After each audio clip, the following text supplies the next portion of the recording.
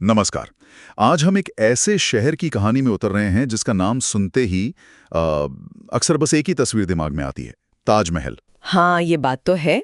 लेकिन हमारे पास जो जानकारी है वो बताती है कि आगरा की कहानी मतलब कहीं ज्यादा गहरी और पुरानी है। बिल्कुल। हमारे सामने आगरा के इतिहास, उसकी संस्कृति, खान-पान, बाजारों से लेकर आज की जिंदगी तक की कह सकते हैं पूरी एक तस्वीर है। तो चलिए देखते हैं ये सूत्र हमें आगरा के बारे में क्या कुछ नया सिखाते हैं। बिल्कुल, जानकारी अगर देखें तो ये शहर महज एक स्मारक का घर नहीं है, बल्कि इतिहास का एक जीता जागता अध्याय है। इसकी कहानी तो 11वीं सदी तक जाती है। अच्छा? 11वीं सदी? हाँ, लेकिन जिसे आज हम जानते हैं उसकी नींव 1504 में सिकंदर लोधी ने रखी थी।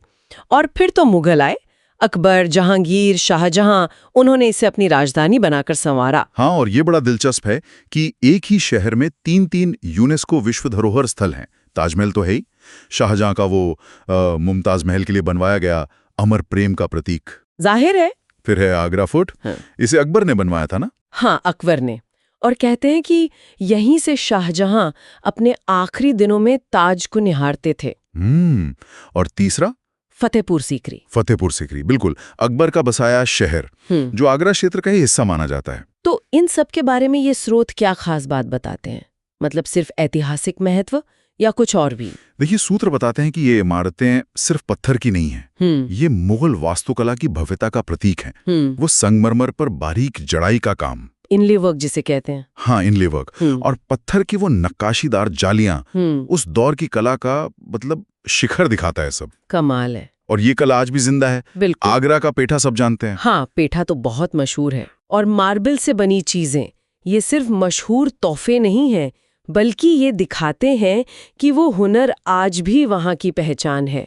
मतलब एक जीवंत सांस्कृतिक विरासत है। जानकारी ये भी बताती है कि कलाकृति कल्चरल सेंटर्स जैसे मंचों पर इसे नाटक के जरिए भी संजोया जा रहा है। ये वास्तुकला और मार्बल क्राफ्ट तो अद्भुत हैं, पर क्या ये जानकारी ये भी बताती है कि आगरा की कला सिर्फ देखने की नहीं, चखने की भी है? यहाँ के जायकों के बारे में क्या पता चलता है? अरे वाह, हाँ, यकीनन यहाँ के स्वाद भी शहर की कहानी कहते हैं। सुबह के नाश्ते में गर्मा गर्म बिड़ई। बिड़ई? ये क्या होता है? ये दाल की पिट्ठी भरी एक तरह की पूरी होती है, और साथ में जलेबी। अच्छा, बिड़ई और जलेबी। हाँ, जबरदस्त कॉम्बिनेशन है। फिर सदर बाजार की चटपटी भल्ला चाट है, और वो नमकीन दाल मोठ। हाँ, दाल मोठ तो बहुत फेमस है, पैकेट में मिलती है। बिल्कुल, यहाँ से बाहर भी खूब भेजी जाती है। और हाँ, मुगलई खाने की तो पूरी विरासत है ही। कोरमा, बिरयानी, कबाब, मतलब हर कोने में एक अलग स्वाद इंतजार करता है। तो ये स्वाद और कलाकृतियां तो जाहिर है पर्यटकों को खींचती ही होंगी, लेकिन क्या शहर की अर्थव्यवस्था सिर्फ पर्यटन पर ही टिकी है? जानकारी कुछ और भी बताती है। हाँ, ये एक अहम सवाल है। और जानकारी के अनुसार पर्यटन बेशक बहुत महत्वपूर्ण है, इसमें कोई शक नहीं।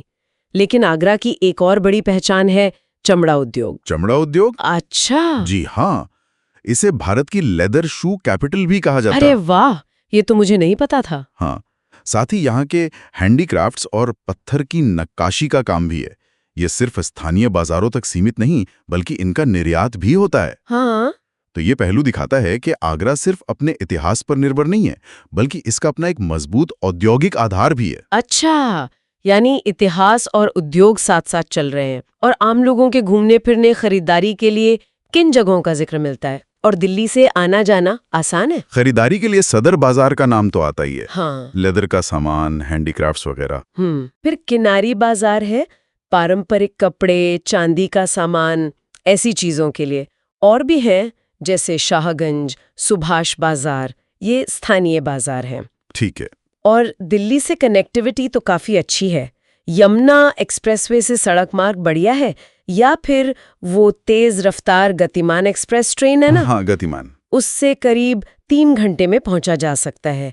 आगरा कैंट, राजा की मंडी और आगरा फोर्ट ये मुख्य रेलवे स्टेशन है। ठीक है। तो पर्यटन और बाजारों की रौनक से हटकर क्या जानकारी में आगरा के कुछ और शांत या अलग पहलुओं का भी जिक्र है, कुछ हटके? हाँ बिल्कुल, कुछ ऐसी जगहों का भी जिक्र है जो शायद उतनी मशहूर ना हो पर हैं बहुत खास।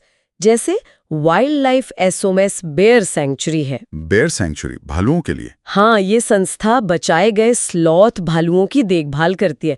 बहुत अच्छा काम कर रहे हैं वो लोग। अच्छा। और यमुना पार बना मेहताब बाग है। कहते हैं वहां से ढलते सूरज में ताज का नजारा बेहद खूबसूरत लगता है। वाह, ये तो ट्राई करना पड़ेगा। जरूर। और एक ताज नेचर वॉक भी है, मतलब हरियाली और पक्षियों के बीच ताज को एक अलग पर्सपेक्टिव से देखने का मौका मिलता है।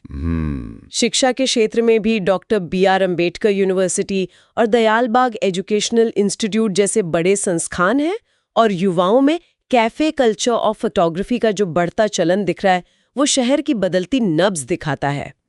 तो कुल मिलाकर ये जानकारी आगरा की एक ऐसी तस्वीर बनाती है जहां इतिहास, कला, स्वाद, उद्योग और आधुनिक जीवन सब एक साथ धड़कते हैं। ताजमहल बेशक इसका सबसे चमकीला सितारा है, पर कहानी का सिर्फ एक हिस्सा है। बिल्कुल सही कहा आपने।